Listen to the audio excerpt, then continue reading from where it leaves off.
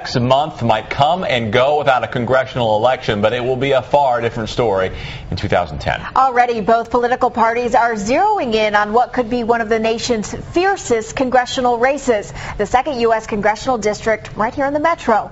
Fox 42's Todd Unger joining us now to explain first tonight on KPTM. Yeah, Amanda, it wasn't too long ago that Republican office holders from Nebraska felt pretty confident that the state would always remain red. And although the state as a whole remains pretty conservative, more and more folks are finding Douglas County to be a pretty even split between Democrats and Republicans. Just ask the Lee Terry campaign. 52 to 48%. The Republican Congressman Lee Terry barely escaped with his House seat last November against Democratic challenger Jim Ash is a point his 2010 campaign manager concedes. He survived that. He survived a bad political environment and won re-election again. But can the 6th-term congressional winner avoid becoming a one-time loser?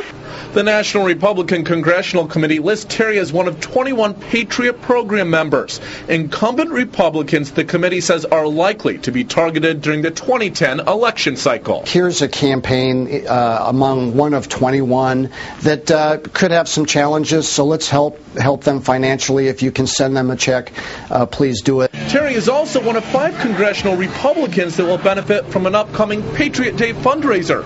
Originally, 10 congressmen had been listed, but now only those considered the most vulnerable remain. I know I certainly wouldn't be proud of being on the vulnerable list. Terry's Republican primary candidate Matt Sokolowski says he fears Terry is vulnerable. That is why he says his campaign is getting a lot of grassroots support. Support the only Democratic challenger in the race says his campaign is also noticing. I know that a lot of Nebraskans, Omahans, have told me, and people in Sarpy County have told me that they haven't seen any return on their money. But whether voters favor Terry's re-election or not, one thing is for certain.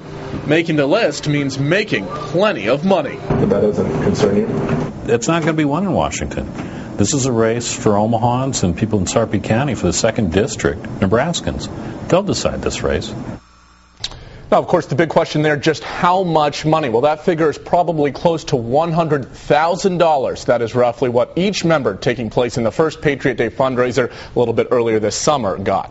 And obviously, a closer race last year, Sure. but any indication as to why the Democrats might target Terry this year? You know, you're right. Aside from being so close last year, some of it boils down to just that progressive trend we kind of mentioned that people are seeing here in Douglas County. Obviously, President Obama, he won the electoral vote from this area. So kind of a switch going on, they think, on the grassroots level that hopefully they hope can transfer over to the congressional race. All right, Todd Unger reporting for us. Todd, thank you. Sure.